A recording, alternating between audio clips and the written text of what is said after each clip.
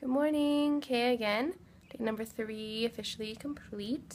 On day number 3 I was supposed to put my needs before others and think of myself first, which seems entirely selfish, and it entirely is. But I was talking to a friend yesterday and he said that it was interesting how we have such negative connotations around the word selfish, when really it just means having to do with the self. So yes, I guess in some contexts it can be seen as negative if it's having to do with yourself all the time. However, I think when it comes to self-care, being selfish is entirely necessary sometimes, because you can't give what you don't have. If you are not complete in yourself, then you're never going to be fully present with others, and the world needs you to be your genuine self. So taking that time to be selfish every once in a while, to take care of yourself, to put your needs above others and not be motivated by guilt or obligation, which I think a lot of people are, is really important. So taking time to yourself, to think of yourself first and give yourself that self-care.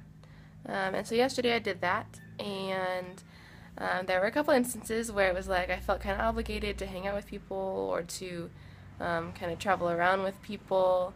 But I wasn't feeling it. Honestly, I just wanted to sit by the river and play the guitar and read and write and make video and reflect. And so I ended up having to kind of make that clear to people, and I did feel pretty guilty about it at times. But eventually I came to realize that I'm not responsible for other people's happiness, and neither are you. I think we're motivated out of guilt, we're motivated out of obligation, because for some reason we feel responsible for other people's happiness. And just like we're not responsible for their happiness, they're not responsible for ours. And that's a really motivating thing, an encouraging thing to hear, I think.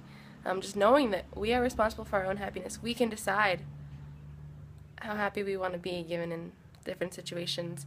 And similar for other people.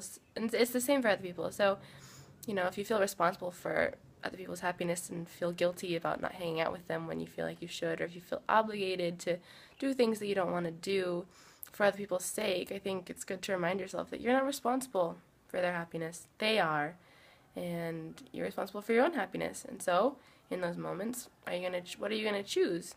I think it's a good opportunity for us to allow other people to take responsibility over their own lives and happiness, and us to take responsibility over our own lives and happiness. And when we are ready, meet in a happy place where we've given ourselves the self-care we need and can be fully present in ourselves with others in a genuine way.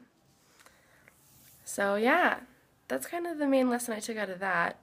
Don't be motivated by guilt or obligation.